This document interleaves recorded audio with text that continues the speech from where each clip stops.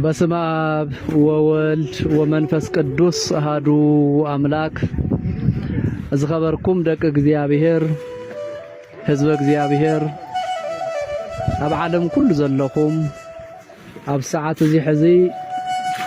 ያው ሰዓቱን ሰዓት 12 አካባቢ እንዳኾነ እዩ ናይ ሰርኪ ጾም 40 ቤተክርስቲያን ንምስላም ስራሕ ዘሎ ህንጻውን ምርኣይ ኢና መጺና አው መጺና ግን ይሰርሑ ኮሎኒ ሞሉ ኢና ረኺብናዮም ዘለና ናይ ሰንበት ትምህርት ቤት አዳራሽ ናይ ካህናት መሰልጠኛ ዝተፈላልየ ቤተ መጻሕፍቲ ኢቱ አዳራሽ ከም ተቀድም ሕዙን ዝተናገርናዮ ብዙሕ አስተዋጽኦን ዝገበርኩም ሕዙን ጻውዒት ንገብር ኣለና በአምላኽና በጎይታና በመድኃኒና በኢየሱስ ክርስቶስ ስም ናይ ክርስቶስ ወንጌል ዝነገረሉ ካህናትና ደቆም ክርስትና ህይወት ዘስተምህሩሉ ህፃናትን ዓበይትን ሰንበት ትምህርት ቤት ስልጥኑሉን ዝመሃሩሉን ስለዝኾነ ጥቅልል ኢሉ ናይ ክርስቶስ ወንጌል ዝነገረሉ አዳራሽ ስለዝኾነ ኣብ ሕዙን ቅድሚ ሕዙን ዝሓገዝኩም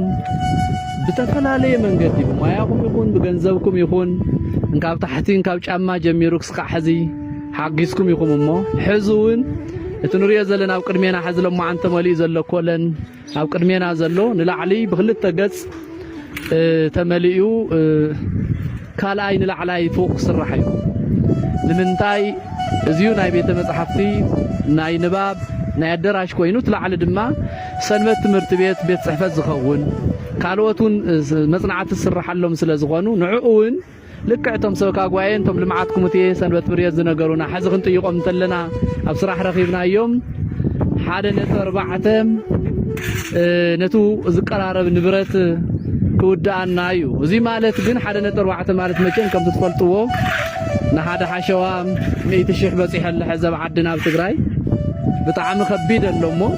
ግን ዋላ ዳ ከቢድ ይኹን ትዘሞን እምበር ስብከተ ወንጌል ኣይቋረጽን እንዳሞትካ እንዳሐመምካ እንዳጠመኻ እንዳጸማእኻ ካብ ስብከተ ወንጌል ተፈሪኻ ካብ ናይ ክርስቶስ ቃል ምስማዕ ተፈሊኻ ስለዘይንበር ሰብ ዝነብር ብናይ እግዚአብሔር ቃል ስለዝኾነ ከምቲ ጎይታ ዝበሎ ሕዙን ህዝብና ቶሎ ተወድዩ ተጽናዕኒዕሉ ዝኸይድ ተማሂሩሉ ዝኸይድ ደስ ኢልዎ እግዚአብሔር አመስግኑ ናይ ክርስቶስ ወንጌል ሰሚዕሉ ዝኸይድ አዳራሽ ስለዝኾነ በእውነቱ ክርስቲያን ጻውዒት ትሰምዕ ወፈድፋደ ሰደቅ ጀወርጂስ ሰንበት ትምህርት ቤት ኣብ ደገ ዘለኹም ተሓቢርኩም ቅድሚ ሕዙን ዝሓገዝኩምና ሕዙን አሚንና ኢና መልእኽቲ ንሕልፍ ዘለና እሞ ኣብ ሓፂር ግዜ ምእንቲ ክውዳእ ተወዲኡ ስራሕ ክውዕል ምእንቲ ሓደራ 1.4 ንግዚኡ ሕዚ የድለሎ እሞ ሕዚ ክትልግሱልና ክትልእኹልና